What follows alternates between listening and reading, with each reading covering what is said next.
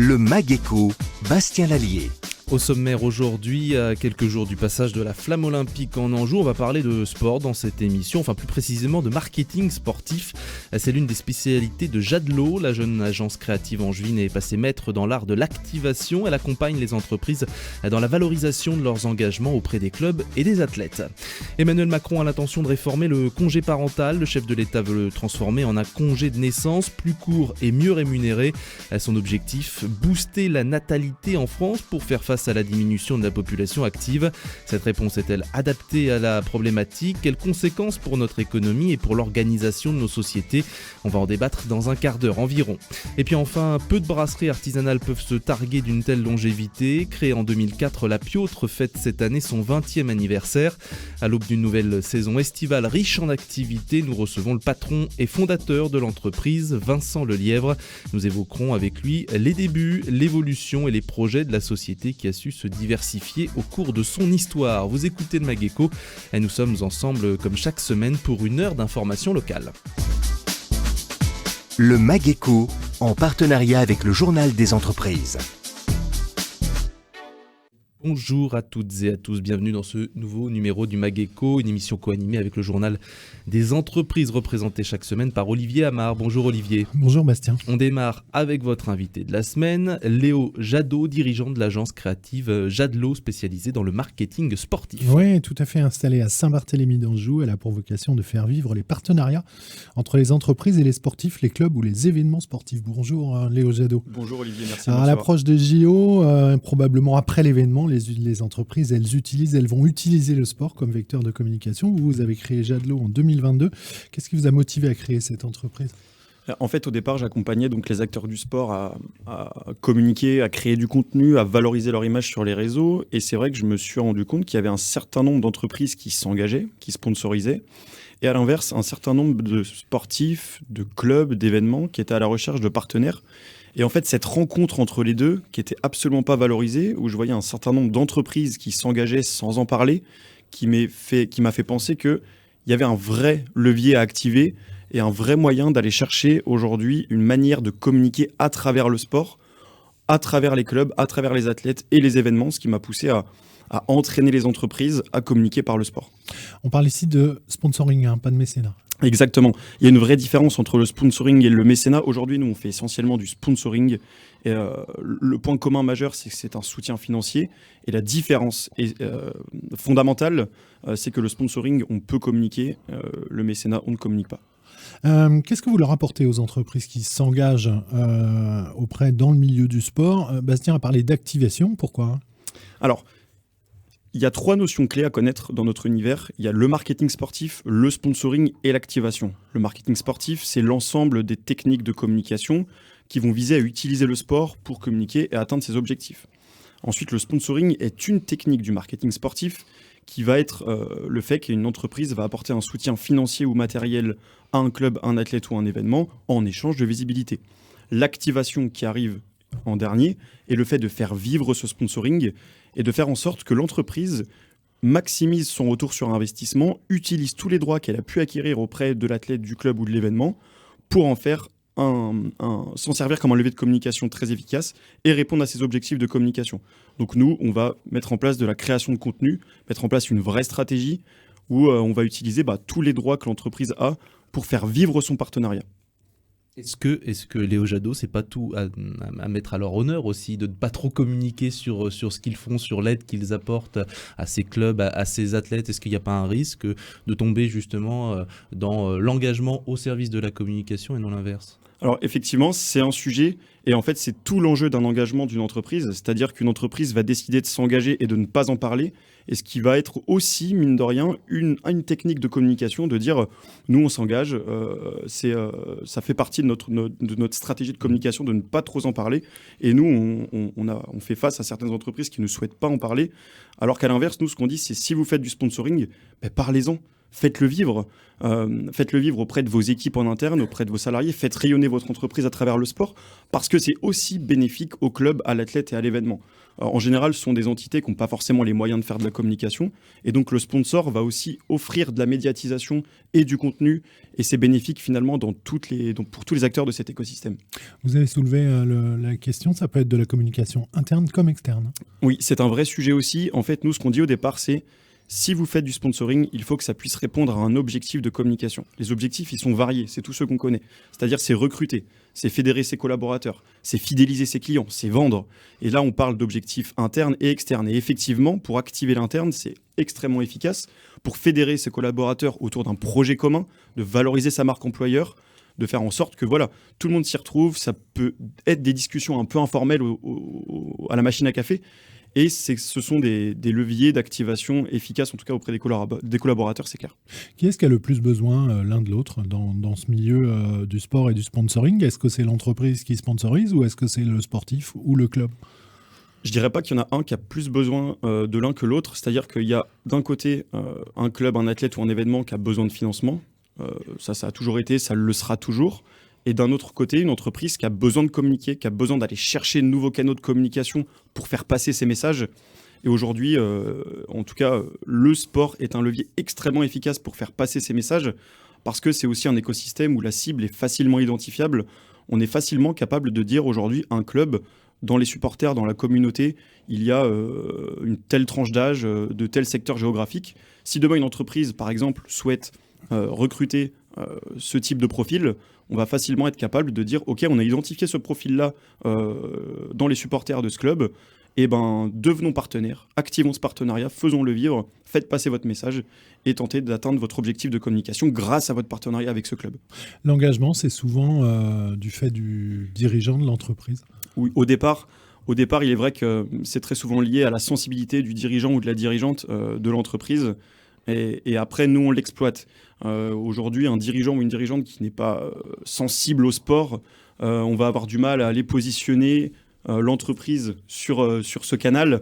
En revanche, lorsque le sport est pleinement déjà dans la vie de la dirigeante ou du dirigeant, ça va être un point de départ bien plus efficace, effectivement. Je lisais les chiffres, apparemment il y a quand même pas mal de dirigeants qui sont sensibles à la question du sport, ça fait partie des engagements les plus récurrents pour les entreprises. Comment vous expliquez les liens, les passerelles entre ces deux univers? C'est extrêmement simple, le sport c'est vital. Tout le monde a besoin de faire du sport. Le sport doit être accessible à tout le monde, c'est quelque chose qui est dans notre quotidien, l'activité physique, l'accès à l'activité physique. Et donc les passerelles, elles sont simples, c'est l'esprit d'équipe, c'est le dépassement de soi, c'est la cohésion, c'est le fait de se surpasser, et c'est le fait d'avoir de l'énergie, c'est le fait d'être en mouvement globalement. Et les passerelles sont assez simples sur toutes ces valeurs-là, quoi. Quand on pense sponsoring et retombées pour les sponsors, on peut avoir en premier l'image du sport professionnel. Est-ce que les entreprises, elles s'engagent aussi dans le sport amateur? Alors de plus en plus, effectivement, ça fait partie d'un des leviers RSE les plus puissants aujourd'hui de s'engager dans le sport amateur. Et c'est efficace aujourd'hui quand on parle de volume. Effectivement, aller s'engager auprès d'un club amateur local et essayer de l'activer, de le faire vivre, on ne va pas forcément réussir à mesurer un résultat direct, en tout cas pour l'entreprise. Mais aujourd'hui, le faire à une échelle beaucoup plus grande, de dire à une entreprise qui a les moyens de le faire, d'aller sponsoriser 40, 50 clubs amateurs pour faire rayonner sa marque sur les territoires, s'ancrer auprès des territoires ruraux et pas que, via le sport amateur, c'est de se connecter à un public. Et là, de le faire dans le volume, d'aller effectivement sponsoriser 30, 40, 50 sur le territoire, là, ça devient efficace. Et c'est une tendance qui tend à se confirmer et qui va se confirmer sur l'après-JO, j'en suis persuadé. Alors, vous travaillez pour des entreprises avec des clubs et des sportifs, aussi des événements que vous avez mis un peu de côté, des événements sportifs. Vous allez y revenir? Effectivement, aujourd'hui, nous, la grosse partie de notre métier est de travailler pour l'annonceur, pour le sponsor.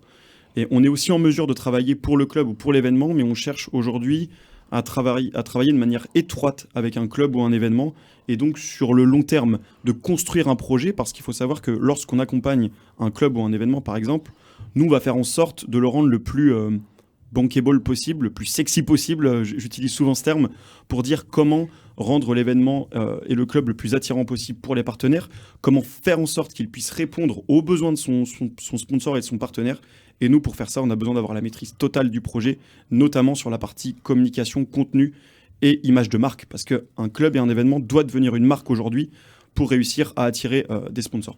Vous avez aussi créé un média qui s'appelle Namer pour parler du sponsoring sportif. Ça veut dire qu'il y a il y a besoin de pédagogie dans ce domaine? Effectivement, on a créé Namer pour vulgariser et démocratiser le marketing sportif auprès de toute une génération grâce à du contenu quasi 100% vidéo sur les réseaux sociaux. On tend à rendre accessible toutes les notions clés du marketing sportif, rendre accessible pourquoi les entreprises s'engagent, d'en parler et de dire si elles s'engagent, c'est pas pour rien, soit c'est pour faire passer un message, soit c'est pour répondre à un objectif. Et effectivement, aujourd'hui, il y a toute une génération qui n'est quasiment présente que sur les réseaux sociaux, notamment Instagram, TikTok et YouTube. Les recherches sont faites, en tout cas sur des aspects business, maintenant que sur ces plateformes-là. Donc nous, on a pris ce parti pris de se positionner dessus et de rendre accessible le marketing sportif grâce à Namer, notre nouveau média qui est finalement notre plateforme de prise de parole qui nous permet de parler du marché et de parler de l'écosystème dans sa globalité. Vous avez aussi lancé une appli. Effectivement, on a créé Teamsplate. Alors, on a Jadlo qui est l'agence et on le considère comme l'expertise. On a Namer qui est l'énergie. Et on a créé Teamsplate qui est une application mobile et on le définit comme l'accessibilité. Et en fait, c'est notre univers au cœur du marketing sportif. Et Teamsplate est une application mobile à destination des clubs amateurs qui leur permet de créer du contenu ultra facilement en seulement 2-3 clics à poster sur leurs réseaux sociaux.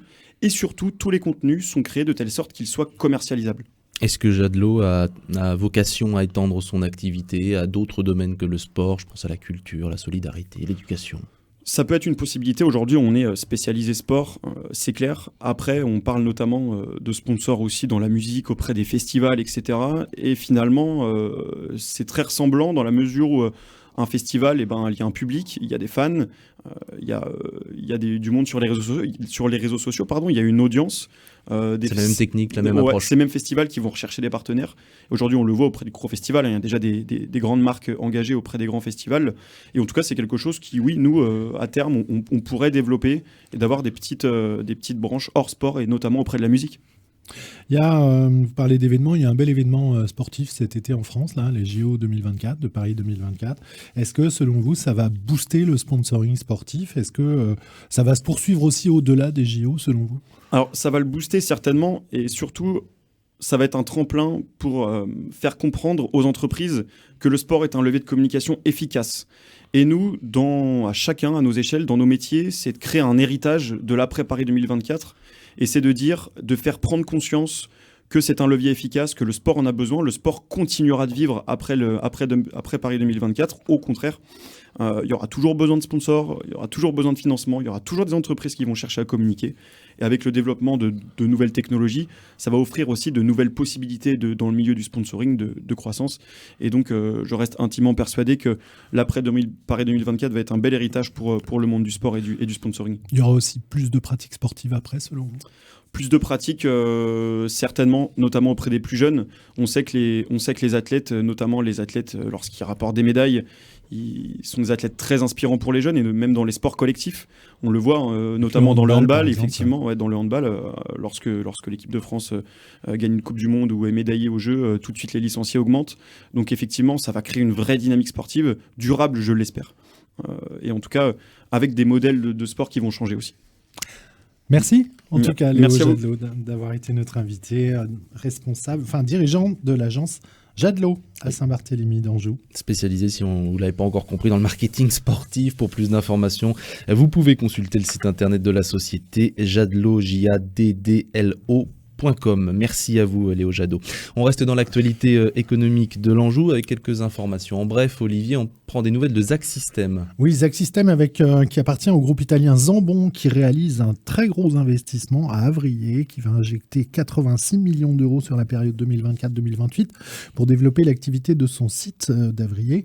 Augmentation des capacités de production et des surfaces devrait permettre d'accompagner les nouvelles activités de laboratoires pharmaceutiques comme de start-up. 90 emplois pourraient être créés, 65 millions d'euros seront investis dans les laboratoires de contrôle qualité et dans la R&D, et près de 11 millions d'euros vont être consacrés à l'économie de l'eau et de l'énergie sur le site. Je crois que vous avez des nouvelles d'Angers Technopole également. De WeForge.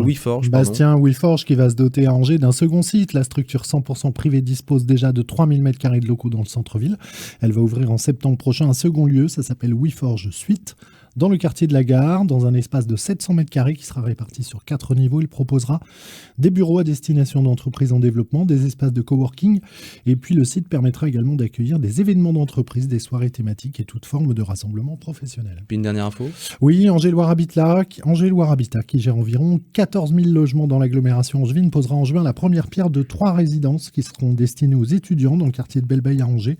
620 logements construits par le bailleur pour le compte du Crous qui seront livrés pour la rentrée universitaire de septembre 2025. L'investissement est estimé à 45 millions d'euros. Angéloire Habitat assure déjà la gestion de 1173 logements étudiants dans 10 résidences dédiées. Merci beaucoup Olivier. On poursuit ce magazine avec les débats de l'Écho. Les débats de l'Écho, RCF Anjou. La semaine dernière, les discussions ont repris concernant le futur congé de naissance voulu par l'exécutif. Syndicats, patrons, représentants d'associations étaient conviés par la ministre déléguée chargée de l'enfance, Sarah El Haïry, pour échanger justement à ce sujet. Dans son optique de réarmement démographique, le chef de l'État a l'ambition de transformer l'actuel congé parental, sous-utilisé ou peu utilisé, pour le rendre plus attractif. Comment ? Eh bien, en le raccourcissant d'abord et puis surtout en le rémunérant mieux. À partir d'août 2025, normalement, ce nouveau droit permettrait aux parents qui souhaitent interrompre leur carrière pour élever un enfant de suspendre leur contrat de travail pour une durée de 3 mois tout en percevant une allocation équivalente à 50% de leur salaire brut dans la limite de 1 900 € mensuels.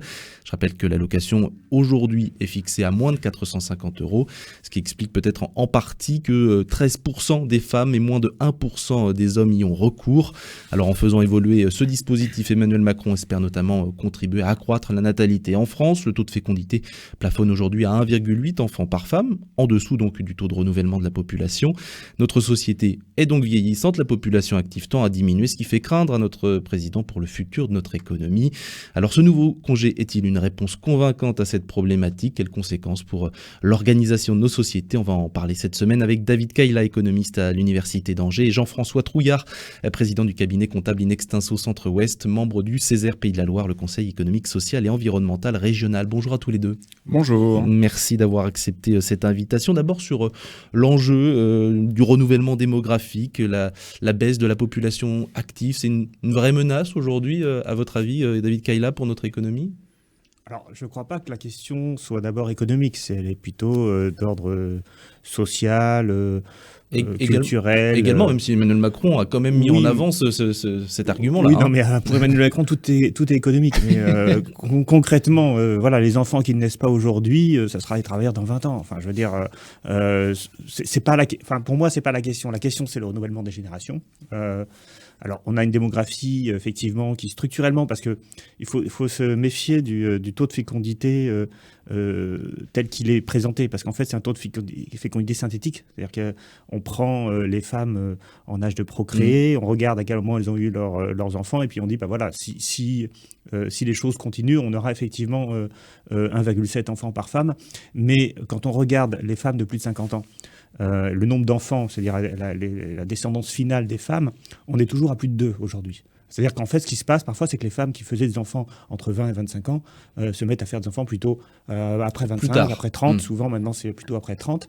Et du coup, ce décalage dans la programmation des naissances fait que ça fait baisser le taux synthétique de fécondité sans forcément faire baisser le taux de fécondité à la fin. Donc, c'est important de le comprendre. Et il faut aussi comprendre pourquoi les femmes de moins de 30 ans ne font plus d'enfants. Et là, je pense que c'est pas une question de congé parental ou de congé de naissance. C'est un problème de la précarisation de l'emploi des jeunes, en fait. C'est-à-dire qu'on fait des études de plus en plus longues. On a de plus en plus de mal, surtout aujourd'hui, à trouver des logements. Donc, si vous voulez faire un enfant, faut quand même avoir une chambre en plus. Et ça, c'est vraiment la difficulté. Et puis, quand on a des contrats précaires, là aussi, ça rend les choses difficiles. Parce que si on doit se déplacer, et là, il y a une contradiction du discours macronien, qui est à la fois le plus de flexibilité dans l'emploi, c'est la Startup Nation, il faut qu'on puisse investir et bouger facilement. Mais enfin, dans un pays où, de fait, il faut s'installer pour pouvoir faire des enfants, c'est un peu contradictoire. Et donc, voilà, donc je ne crois pas que ce soit ce congé de naissance qui changera profondément le problème. Votre avis, Jean-François Trouillard, sur la question, ça répond à un enjeu économique ou sociétal, ce congé parental ? Je pense que la réflexion du gouvernement, c'est bien d'essayer de favoriser la naissance globalement. Bon, je pense que ça peut contribuer à. Ça veut dire que c'est une des mesures. Ça peut pas être la seule mesure qui. Voilà. T'as pas cité Bastien. Il y a aussi, et tu l'as cité par contre dans les statistiques d'utilisation de l'actuel congé parental, il y a sans doute quelque chose autour de l'égalité homme-femme aussi qui se promène, puisqu'on voit bien que c'est plus de femmes qui utilisent, et peut-être, j'ai pas ouvert, enfin on va pas ouvrir aujourd'hui l'histoire du congé paternité, mais tous ces sujets-là contribuent à. Donc je pense que ça ne peut pas être une mesure unique, mais tout un ensemble peut. Je regardais tout à l'heure, là, comme tu me l'as lancé sur ce sujet, dans ce thème d'actualité, j'ai essayé de regarder qu'est-ce qui existait dans les autres pays européens, juste histoire Ce que font nos voisins. Ouais, ce que font nos voisins. Donc, un petit rapide tour d'horizon. Tu as des pays comme la partie britannique qui est sur des congés maternité plus longs. Nous, on est plutôt sur une durée de 16 semaines. Je ne vais pas rentrer dans tous les aspects techniques.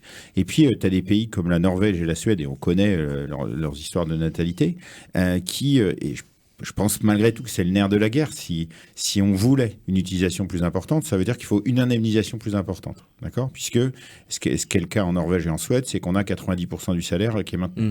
Là, on est en train de parler aujourd'hui, grosso modo, alors j'enlève les histoires de conditions de ressources, tu l'as cité tout à l'heure, l'indemnisation, c'est 400 €. Là, on serait sur 1 900 € maximum pour 50% du revenu. Moi, la question que je me pose, et là, je prends ma casquette employeur, c'est... qu'est-ce qui va nous tomber sur la figure ? Parce que l'indemnisation, c'est soit la caisse d'allocation familiale, soit une mise en place, parce que là, en fait, on n'a pas l'étendue du texte. On ne sait pas comment ça va être indemnisé, etc. Ce que j'ai compris, comme toi, c'est que ça allait être plus court, parce que je rappelle quand même que le congé parental actuel, si j'ai bien lu ce qui est proposé aujourd'hui dans les discussions, avant tous les éléments des partenaires sociaux, c'est de faire disparaître le congé parental dans a son mode priori, actuel. c'est le but à terme, oui. Voilà, c'est ce que j'ai compris, sachant qu'il y aura une période intermédiaire de mutation. Voilà, et donc là, on est parti sur une période de 3 mois qui sera sans doute renouvelable, etc. Mais c'est tout le dispositif, pour moi, ça va venir contribuer à. Pour moi, ça va dans le bon sens. Ça me paraît important de le rappeler. Olivier Amar, où dirais-je ? David Cayla, vous avez parlé tout à l'heure des freins à la natalité. Est-ce que l'emploi, ou plutôt la période d'arrêt lors d'une naissance, c'est pas aussi un frein ? C'est-à-dire, on va s'arrêter dans sa carrière, il y aura un trou dans la carrière, et puis dans une carrière un peu linéaire, tout d'un coup, on s'arrête. Est-ce que ça empêche de progresser dans son travail, etc., ou dans sa propre carrière ? Et ça dépend de quelle carrière. En fait... il faut comprendre, de mon point de vue, les deux dispositifs ne répondent pas aux mêmes besoins ni aux mêmes personnes. Avoir une indemnité de moins de 500 € par mois, ça peut se comprendre lorsqu'on est au SMIC, donc on n'a pas de carrière. Concrètement, je veux dire, on fait des petits boulots et on peut changer d'employeur, on a des métiers non qualifiés. Quand on est au SMIC, le fait, si on a des coûts de déplacement, on a des coûts de garde d'enfants, donc avoir une indemnité de 500 €, enfin, bon, c'est pas suffisant, moins de 450 €, 445 je crois, par mois, c'est pas grand-chose, mais ça ne fait pas tant baisser que ça le niveau de vie, parce que il y a tous les frais liés à l'emploi qu'on économise. Le congé de naissance tel qu'il est proposé, il s'adresse aux classes moyennes, celles justement qui ont un objectif de carrière, qui peuvent progresser dans leur emploi, qui peuvent se former, qui ont en général des diplômes, puisque 1 900 €, la moitié des revenus 1 900 €, on est quasiment à 4 000 quand même. Hein. Donc on est sur des cadres très supérieurs. Et c'est sûr que si vous êtes à temps partiel ou si vous gagnez le SMIC, 50%, ça reste plus que les 450 aujourd'hui, mais c'est pas forcément mais très ça change pas attractif. tant que ça, surtout qu'il s'agit de 3 mois et pas d'un an, comme le congé parental.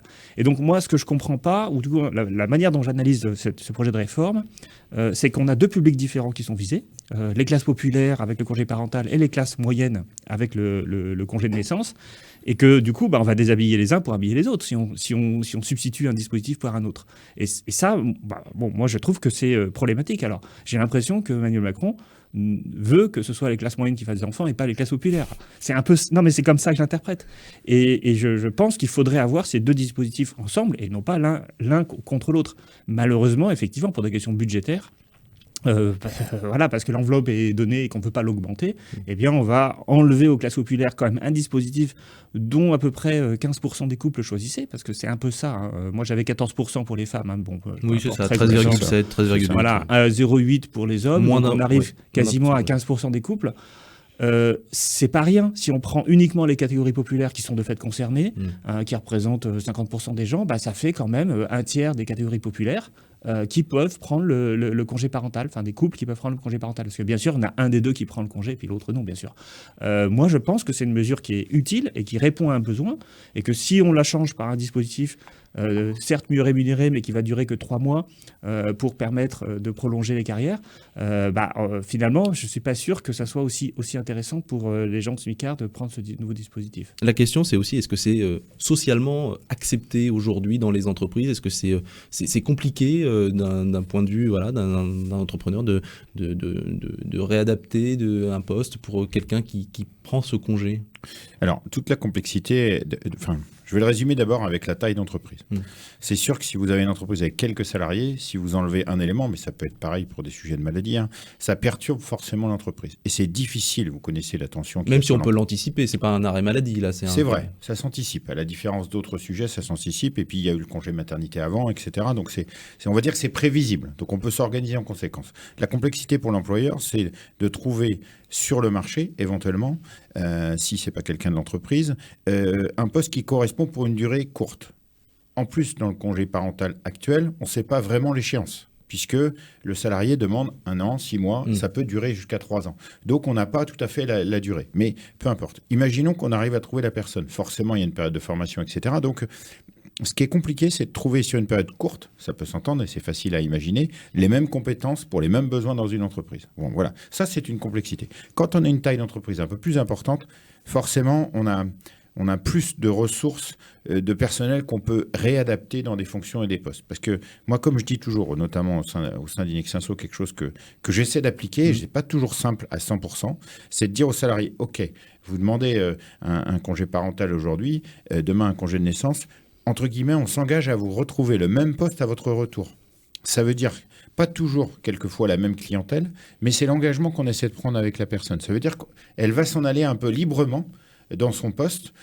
Tout le sujet qui va naître, notamment dans nos univers professionnels, c'est de maintenir le niveau de compétences techniques de la personne, puisqu'on accompagne les lois et les législations, donc c'est de maintenir le niveau. Ça, c'est pas très compliqué dans nos univers, mais dans d'autres univers, ça peut l'être. Maintenant, quand je reviens, je trouve que la modernité d'une entreprise aujourd'hui, c'est de s'organiser en conséquence pour permettre aux salariés de le faire. Et quand on est là, en fait, il y a plus de personnes qui font la demande. Mais voilà. Donc, vous voyez plutôt d'un bon oeil le fait qu'on raccourcisse, que c'est plus facile pour un entrepreneur de se dire, tu t'absentes pendant 3 mois.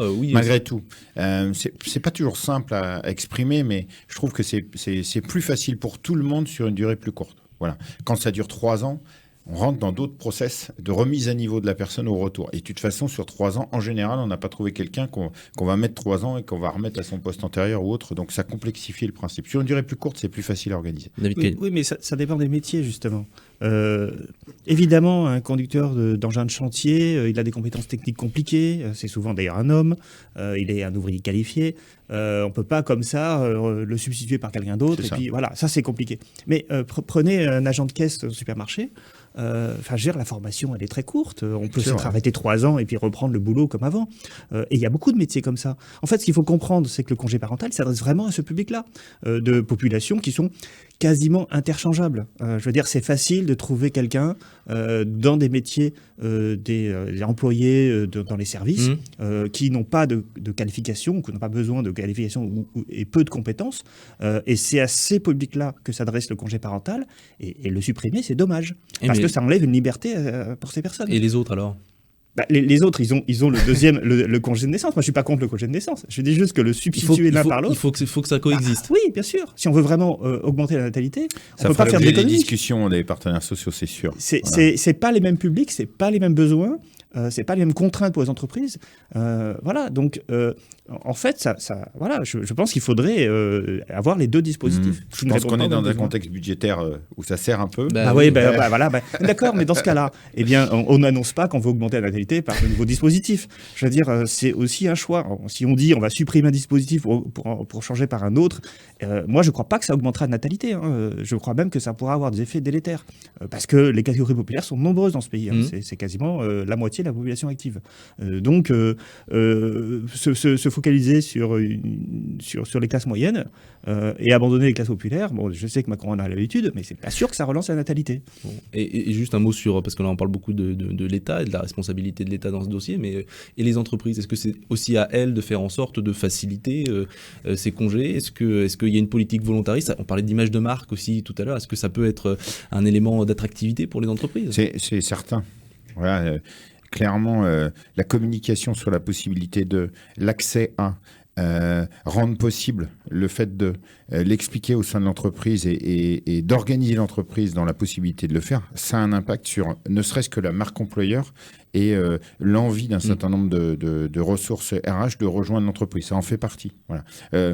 Le cacher, ne pas le mettre à l'honneur, le refuser. Je rappelle que le congé parental, il peut y avoir des histoires de refus. Tout ça, ça contribue à désintéresser un salarié, un collaborateur à rejoindre une entreprise. Donc ça fait partie d'eux.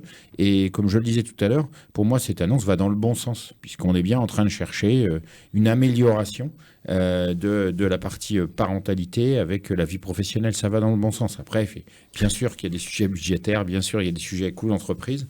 Et comme je le disais tout à l'heure en attendant, là, quand c'est une annonce qui a un impact financier, c'est difficile pour les entreprises dans le contexte économique qui est celui d'aujourd'hui. Donc voilà. Donc c'est plutôt ça qui va être surveillé forcément du côté, sachant que du côté salarié, moi je crois que si on voulait une utilisation plus importante, si on cherchait cet ultime objectif, forcément ça passe par une indemnisation meilleure. Donc le fait de faire une durée plus courte, peut-être que ça va répondre à ça. Ça veut dire qu'on prend les budgets et on les affecte différemment, pour reprendre ce que tu disais tout à l'heure. Mais ça ne peut pas être que ça. Il faut qu'il y ait une série de mesures qui accompagnent. Voilà. Il y a un dernier mot? Non, mais c'est-à-dire que, encore une fois, les deux, pour moi, sont nécessaires. Ouais. Et si on prend l'enveloppe de l'un pour mettre la contribution de l'autre, c'est très dommage. Voilà. Dommageable. Bon, c'est entendu. Merci, messieurs. David Kayla, économiste à l'Université d'Angers, Jean-François Trouillard, président du cabinet comptable In Extenso Centre-Ouest. Merci de vous être exprimé sur ce dossier. Je rappelle que ce nouveau droit de naissance devrait être créé donc par le prochain budget de la Sécurité sociale en fin d'année pour une mise en place normalement prévue à l'été 2025. Restez avec nous dans un instant. Notre tête-à-tête avec l'entrepreneur de la semaine, Vincent Lelièvre, dirigeant de la Piautre, brasserie artisanale implantée à la Minitrée. À tout de suite. De retour dans le Mageco, troisième et dernière partie de cette émission. Vous ne le savez peut-être pas, mais la France est le pays qui compte le plus de brasseries en Europe, 2500 environ. À elle seule, la filière brassicole française représente plus de 10 000 références différentes. Sur ce marché foisonnant, pas facile de se faire un nom et pourtant, c'est ce qu'est parvenu à réaliser la Piautre. La société fête son 20e anniversaire en 2024. 20 ans de brassage, mais également 10 ans de maltage, puisque l'entreprise produit depuis une décennie maintenant son propre whisky, qui a d'ailleurs été récompensé d'une médaille d'or au dernier salon de l'agriculture à Paris. On va revenir sur l'évolution et sur les projets de cette entreprise emblématique du territoire avec son gérant et cofondateur Vincent Lelièvre. Bonjour. Bonjour. Merci d'être avec nous, d'avoir accepté notre invitation. Avant de vous entendre, on va retrouver Pervenche Bria-Savarin pour la chronique RSE de la semaine. Bonjour Pervenche. Bonjour Bastien. Consultant RH au sein du cabinet Angevin Perform, vous nous parlez ce matin des nouveaux modèles d'entreprise. On entend beaucoup parler d'entreprises libérées ou responsabilisantes. Qu'est-ce que ça veut dire et quelle différence entre les deux ? Oui, effectivement, les deux modèles d'entreprise que vous venez de citer ont une intention commune, quand même, qu'il faut souligner. Elles visent toutes deux à améliorer à la fois la motivation et la performance, que ce soit une entreprise dite libérée ou responsabilisante. Néanmoins, il est vrai qu'elles diffèrent dans leur approche de la hiérarchie ou dans le degré de liberté accordé aux employés. Pour faire court, deux entreprises, la Libérée est une organisation en autonomie maximale, avec une structure hiérarchique aplatie, une très forte confiance en les employés et un environnement propice à l'innovation sans contrainte hiérarchique. L'entreprise responsabilisante, elle, cherche d'abord à créer un équilibre entre autonomie et encadrement, avec une responsabilisation des employés, avec des objectifs clairs et une structure de management pour guider et évaluer. Alors bon, quel que soit le modèle, j'ai envie de dire, selon moi, 2 points communs fondamentaux sont à retenir dans ces modèles. Un postulat de base qui est la confiance, ce qui veut dire accorder sa confiance aux collaborateurs et considérer que c'est en leur donnant plus de liberté, plus d'autonomie, plus de capacité décisionnelle qu'on obtiendra le meilleur d'eux-mêmes et qu'on boostera ainsi la performance de l'entreprise. Exit donc process lourd, contrôle permanent et hiérarchie pyramidale. Un second point, le principe. Un principe qui est clair, les salariés sont libres et responsables d'entreprendre toutes les actions qu'ils estiment les meilleures pour l'entreprise. Ils doivent savoir pourquoi ils font et ils sont libres du comment. Donc chez Perform, vous le savez, la richesse humaine, on la cultive. On aime comparer l'entreprise à un organisme vivant, tel une plante, capable de s'autoréguler, innover, s'adapter à son écosystème pour mieux se développer et ainsi créer de la valeur à partir d'initiatives individuelles et dans un but de bien commun. Notre conviction est que le manager dirigeant a pour rôle de se mettre humblement au service de ses salariés, comme un jardinier se met au service de ses plantes pour les faire grandir et s'épanouir. Alors oui, l'image peut paraître jolie, j'en conviens, mais en y réfléchissant bien, elle est lourde de sens et d'enseignement pour chacun. Alors, choisir ce type de modèle, c'est un choix exigeant humainement, autant pour le dirigeant d'ailleurs que pour les salariés.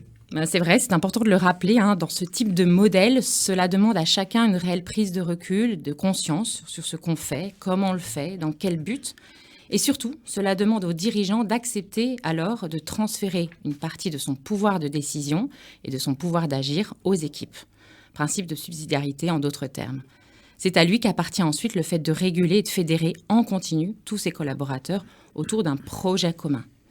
Donc plus qu'une posture, en fait, il s'agit d'un chemin et d'une vraie transformation intérieure de la part de chacun. Bon, c'est très bien, ça donne envie, mais est-ce que c'est pas un peu utopique comme vision ? Mais effectivement, l'entreprise libérée ou responsabilisante est un concept qui peut en faire rêver plus d'un, qui n'aspire pas à plus de liberté et d'autonomie dans son travail. À l'extrême, on imagine assez bien les excès et dérives dans lesquels les uns et les autres pourraient ainsi s'enliser. Alors j'ose poser la question, est-ce la forme de l'entreprise, plus ou moins libérée, qui garantit l'engagement et l'épanouissement des collaborateurs ou bien d'abord autre chose de plus grand ? De plus grand, c'est-à-dire ? Oui, à mon sens, c'est d'abord la vision à 3-5 ans qui va attirer puis garantir l'engagement au-delà de la forme de l'organisation et de la hiérarchie. Alors, toute proportion gardée, observez notre armée française. Il n'existe pas d'organisation moins libérée que l'armée, où hiérarchie et process sont omniprésents. Et pourtant, les hommes et les femmes qui s'engagent sont prêts à donner leur propre vie. C'est bien parce qu'il y a une vision très forte, un idéal qui les dépasse, qu'ils s'engagent autant. Le besoin d'être aligné avec le projet et de trouver ce sens dont on parle tous les jours, c'est cela qui prime d'abord, bien plus que la forme, je crois. Vous avez une conclusion à nous partager ? Oui, je pense qu'une condition essentielle à la réussite d'un projet d'entreprise, quel qu'il soit, finalement, avant de parler de cadre organisationnel, c'est prendre le temps de définir et construire une vision enthousiaste, des objectifs sociétaux, environnementaux, pourquoi pas, une raison d'être incarnée, telle que les entreprises qui deviennent sociétés à mission le font, une raison d'être qui puisse être partagée avec des hommes et des femmes qui ont le désir de s'engager, en ajoutant à cela quelques conditions, des règles du jeu claires, une gouvernance, un dirigeant qui fédère, insuffle, régule ce qui se vit au quotidien. Alors oui, j'en ai la conviction, c'est à ce moment-là et seulement là qu'une belle aventure humaine, grandeur nature, peut commencer. Pervenche Brigas-Savarin, consultant RH au sein du cabinet Angevin Perform. Merci pour cette chronique qui fera peut-être réagir notre invité Vincent Lelièvre. Une aventure humaine, c'est ce que vous vivez depuis 20 ans avec l'Apiotre.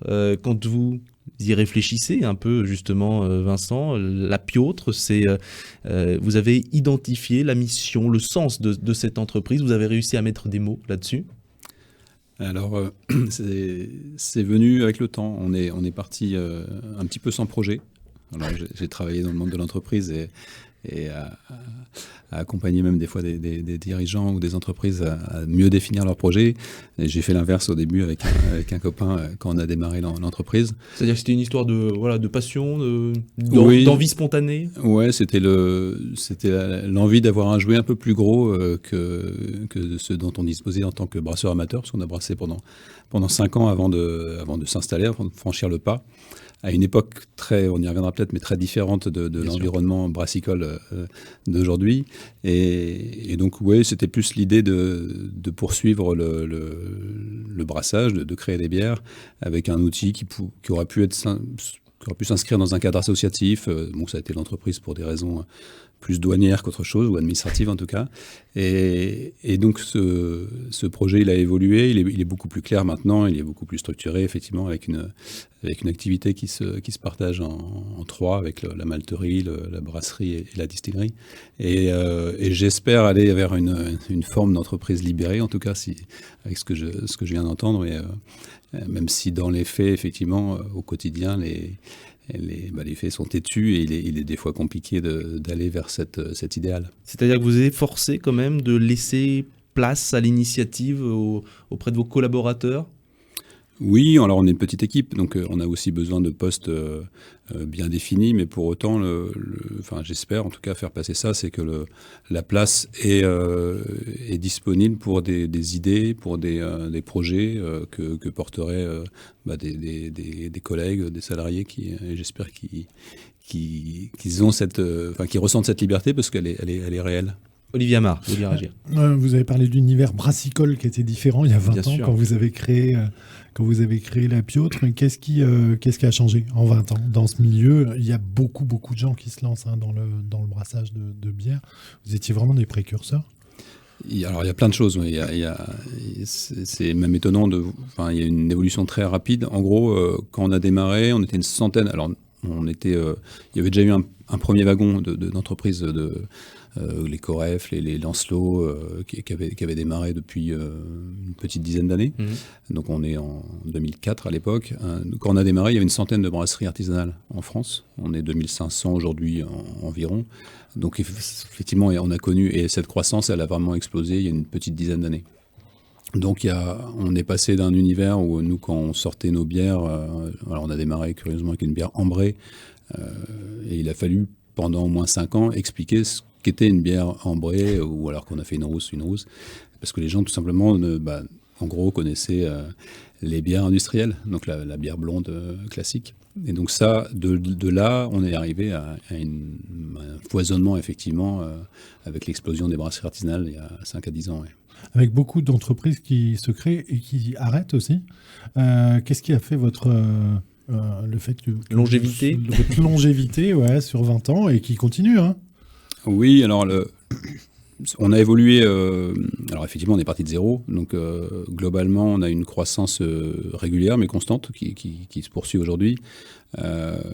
Alors je parlais du manque de projets peut-être au départ, mais il y en avait quand même un qui était vraiment de s'asseoir sur le tissu agricole local, c'est-à-dire de partir de fermes productrices d'orge. Et ça, c'était une volonté forte. Je ne pense pas que j'aurais poursuivi dans le monde de la bière s'il n'y avait pas eu cet ancrage-là. Très vite, vous avez voulu maîtriser le processus de production de A à Z. Oui, on a appris à faire de la bière avec Yann Leroux, qui était mon copain avec qui on a démarré cette aventure. Et on avait envie... pour moi, le projet bière, il était agricole. C'est-à-dire que je le comparais à la production du vin ou du cidre. On aurait pu partir là-dessus. La bière a un côté pratique, c'est qu'on part sur une matière sèche. Et donc, on peut brasser tout le temps. Et ce qui permet de faire c'est un côté très pratique pour lancer des fermentations. Ça explique certainement d'ailleurs le lancement de plein de petites brasseries. Et nous, en plus de ce projet de faire de la bière, on avait vraiment l'envie de partir de la céréale produite localement. Mais on n'a rien inventé, c'est ce qui se faisait avant que les industriels s'emparent de la production. Ouais, le bon sens paysan que je revendique aujourd'hui. S'il y a une de nos caractéristiques aujourd'hui, c'est vraiment ce bon sens paysan. Et alors j'espère, en tout cas, c'est ce qui nous guide encore aujourd'hui, c'est ce qui nous a guidés et ce qui a permis peut-être d'avoir un ancrage fort localement. Pas facile à expliquer parce que c'est curieusement assez facile de monter une brasserie et de faire une bière parce que on a à notre disposition tout un tas d'outils. Alors je parle de la partie fabrication, mais aussi de matières premières qui sont prédigérées par les industriels qui ne demandent pas mieux que de nous donner des kits prêts à brasser. Ouais. Encore faut-il qu'elle plaise, la bière, au public après. Oui, mais le fait qu'elle plaise est pour moi en soi pas suffisant. C'est-à-dire que j'accorde vraiment un gros sens, c'est comment elle est faite. Et malheureusement, je trouve que des fois, on a tendance à faire des bonnes bières, mais qui se ressemblent toutes et qui sont toutes faites de la même façon. Et pour moi, c'est pas ce qui m'intéresse. Donc c'est plutôt comment elles s'ancrent dans leur territoire, à partir de comment on les a faites vraiment. Et ça, on l'oublie. Et je conçois que c'est pas facile pour le consommateur de s'intéresser à ça. Et nous, c'est ça. Enfin, en tout cas, c'est ce qui m'a guidé. C'est comment je m'implique plus avec les produits du territoire, produits localement. Et vous êtes dans une recherche perpétuelle d'innovation. Il y a régulièrement des nouvelles références qui sortent, attachées au terroir, à la vigne, des marqueurs territoriaux très importants. Oui, on est toujours à l'affût, puis curieux. Et puis, il faut dire aussi qu'à un moment, on en a un peu marre de brasser une bière blonde qui pourtant nous fait vivre et qui est le produit le plus vendu, en tout cas par nous. Et on a envie de faire d'autres recettes, d'aller vers d'autres goûts. Casser la routine. Tout à fait. Olivier Amar. Vous disiez que le projet il était aussi agricole à la base. Ça veut dire qu'autour de vous, vous avez constitué un véritable écosystème. C'est combien d'agriculteurs en termes de volume? Qu'est-ce que ça représente autour de vous, localement, hein? Oui, alors il a évolué depuis 2 ans parce qu'on a changé d'outil de maltage. On a une malterie maintenant plus importante que la première. Et aujourd'hui, c'est une dizaine de fermes, donc locales, qui sont à 20-25 km autour de la brasserie. Et donc une centaine d'hectares pour avoir une représentation de surface, donc une centaine d'hectares d'orge qu'on va transformer nous au sein de la malterie, ce qui fait à peu près 200 tonnes de malt, sachant qu'on est en plus d'être dans cet environnement agricole, on est en agriculture biologique. Donc ça s'accompagne de rendements assez faibles, mais ça fait une dizaine de fermes qui nous accompagnent. Et ça fait quoi en termes de volume, en hectolitres produits par an? Alors en hectolitres, donc là, je l'ai dit, l'activité, elle est partagée en deux. Donc 4000 hectolitres, un peu plus de 4000 hectolitres qui sont brassés donc sous forme de bière de consommation, et 3000 hectolitres de bière, donc là ça devient un peu plus technique, qui sont destinés à être distillés pour être transformés en whisky, sachant que le whisky est une distillation d'une bière non houblonnée. Le chiffre d'affaires de l'entreprise, il progresse depuis maintenant quelques années, depuis le début même. Ça correspond aussi à un essor plus global des produits locaux, des produits artisanaux. Ah oui, complètement. Nous, dès le départ, on a ressenti une demande du public. Enfin, la brasserie, depuis toujours, elle est ouverte. On fait des visites depuis le tout début. Et il y a une vraie curiosité, une demande qu'on a rencontrée dès le début, qui a, je ne sais pas si elle continue de grossir, mais en fait, il y avait vraiment une attente. Il y avait un décalage, d'ailleurs, entre cette attente du public et ce qu'on avait compris, la distribution, café, restaurant, caviste, il y a 20 ans. On ne buvait pas de bière artisanale dans ces... Tout à fait. Il y a un petit rattrapage là depuis quelques années. Il y a un gros rattrapage. Depuis 5 ans, il y a un gros rattrapage. Même les gastronomiques, désormais, essayent de créer des bières parfois pour leur clientèle. Oui, il y a en fait, la demande, ils ont compris cette demande du public, je crois, de produits plus vrais. Alors en ça, l'industrie nous a un peu aidés en allant assez loin dans la qualité ou l'absence de qualité et en produisant des bières assez insipides. Et je pense que ça a aussi laissé la place à des recettes un peu plus, avec un peu plus de goût. On est avec Vincent Lelièvre, le dirigeant de La Piautre, qui fête ses 20 ans cette année. Question d'Olivier Amar. Vous avez parlé d'ancrage territorial pour votre marque La Piautre. Il y a aujourd'hui 2500 brasseurs à peu près en France. Est-ce que vous nous disiez, ça veut dire qu'il y a des brasseurs dans tous les territoires. Est-ce que quand on a une marque comme La Piautre en Anjou, on arrive à exporter cette marque hors Anjou, sachant qu'il y a des brasseurs partout? Ou est-ce qu'elle est vraiment vouée à être consommée en Anjou? Alors, elle est plutôt vouée à une consommation locale. Ça fait partie, quand on définit un peu mieux notre projet, c'est effectivement c'est 90% au moins de notre bière qui est consommée dans un rayon de 30-50 km autour de la brasserie. Donc clairement à vocation locale. Alors je nuancerai sur la partie whisky qui s'exporte plus facilement. Et donc là, qui est plus une vocation de grande région, voire nationale pour les whiskies. Mais la bière, clairement locale. Et c'est en ça qu'on rencontre aussi notre contribution, je veux dire, écologique. C'est-à-dire qu'on n'a pas vocation à envoyer des palettes à l'autre bout de la France, même si ça peut arriver, mais très très ponctuellement. Juste avant de reparler du whisky, mais vos clients aujourd'hui, vous parlez de les GMS, les grandes surfaces qui vendent encore énormément de bière hein, sur le marché. Ça reste un de vos distributeurs ou vous l'avez complètement squeezé ? On est présent sur les supermarchés localement autour d'Angers, en gros une quinzaine de magasins. Dont le nom finit par U.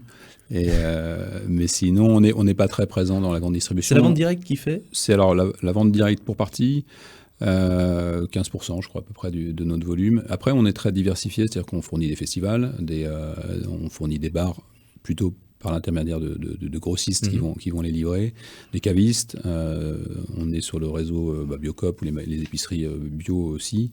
Voilà, tout ça fait qu'on a beaucoup de circuits de commercialisation.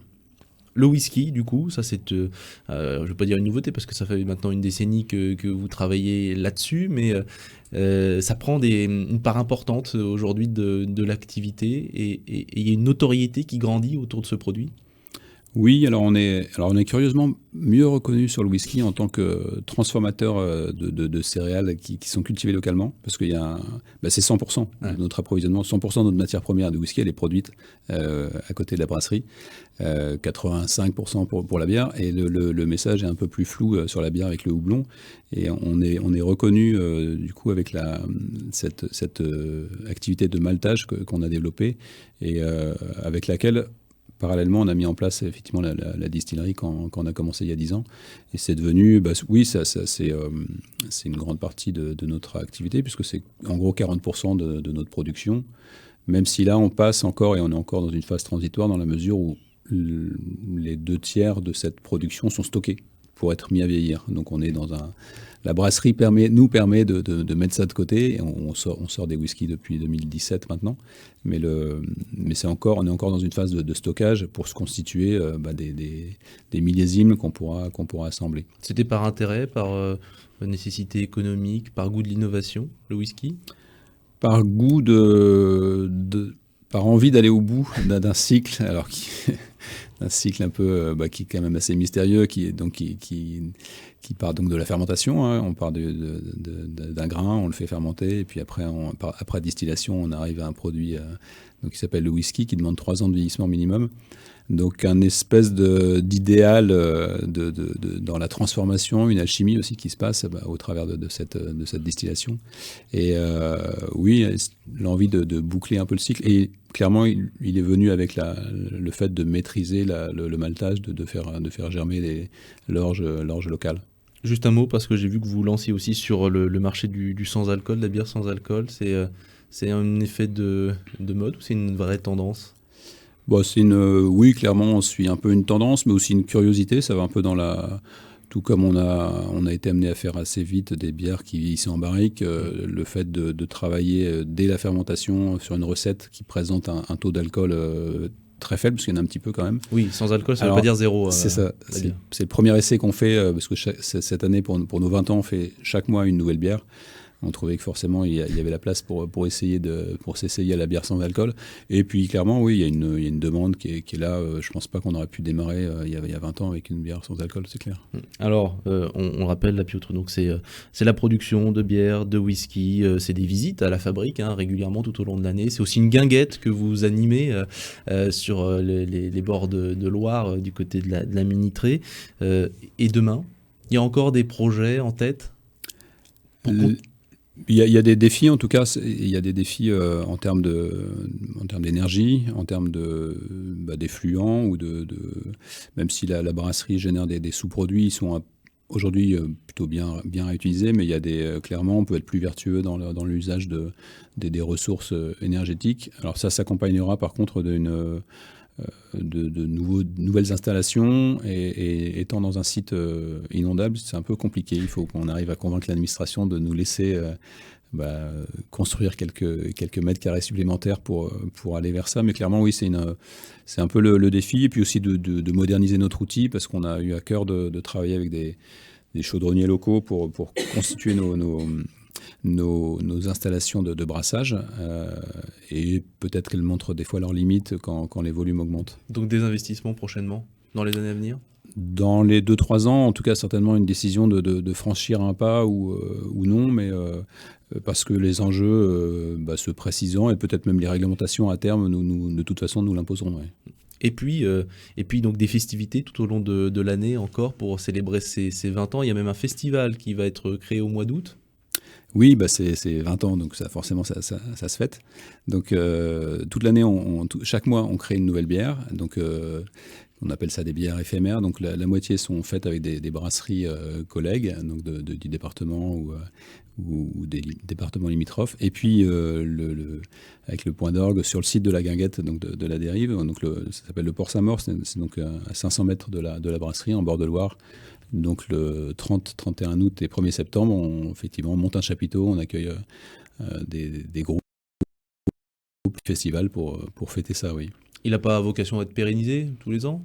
C'est pas l'idée aujourd'hui, c'est pas l'idée, on verra s'il faut nous... C'est une grosse orga pour une petite équipe pour nous de mettre ça en place. Donc on avait bien réfléchi et programmé ça, mais on verra ça. On rappelle combien de salariés aujourd'hui la Piautre ? C'est une équipe de 12 et 5 personnes sur la Guinguette en plus, de façon saisonnière. Et là, il y a aussi peut-être des renforcements des effectifs à prévoir sur les prochaines années ? Oui, on a il faut qu'on stabilise un peu parce que on traverse malgré tout une phase depuis 2 ans post-Covid avec le choc de l'impact des augmentations de l'énergie, des prix de l'énergie, des matières premières fait qu'on a besoin aussi de stabiliser un peu tout ça, quoi. Bon, donc pas mal de défis encore pour les mois à venir. Certainement, ouais. Merci Vincent Lelièvre d'avoir pris le temps de répondre à nos questions.